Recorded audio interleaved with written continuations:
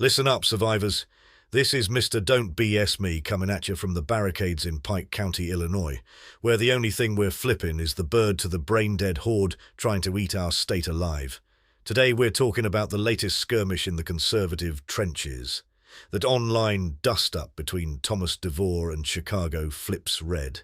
And folks, I ain't here to sugarcoat it. Devore is dead right.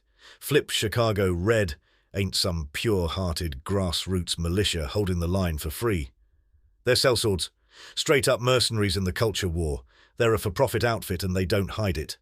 They sell merch, they run paid events, they want campaigns to pay for their time, their venues, their security in those rough Chicago neighborhoods. And you know what? Good for them for being honest about it.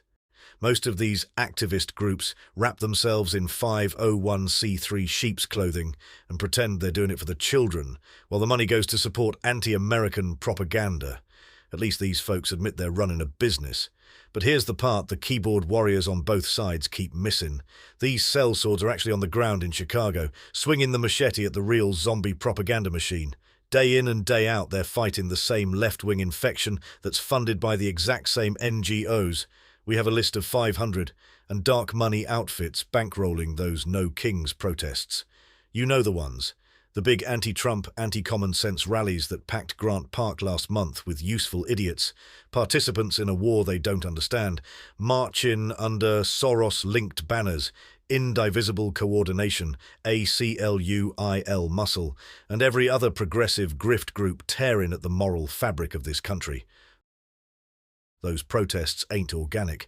They're astroturfed, billionaire-backed operations designed to keep normal people scared, divided, and voting for the same clowns who turned Illinois into a sanctuary state dumpster fire.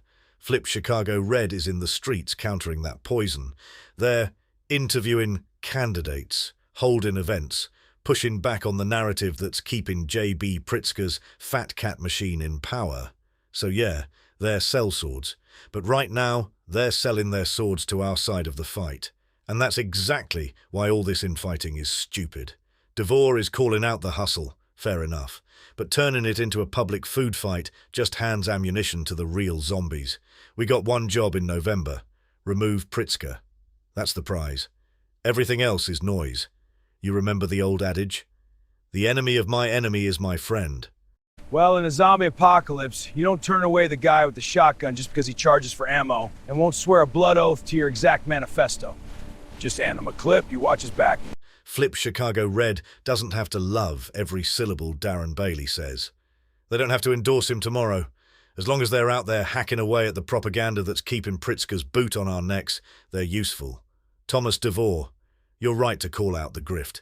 Keep the pressure on for transparency. But don't burn the bridge. Support the ground game where it exists. Let the sellswords earn their pay by actually hurting the left.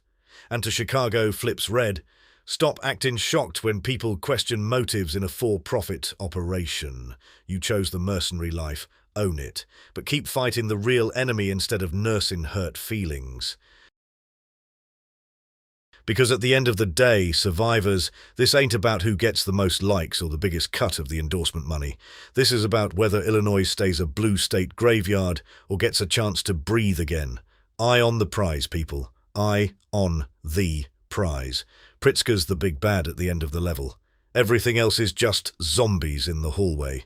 This is Mr. Don't BS Me, Pike County Zombie Control. Stay armed, stay alert, and for God's sake, stay united. Go vote and save yourself.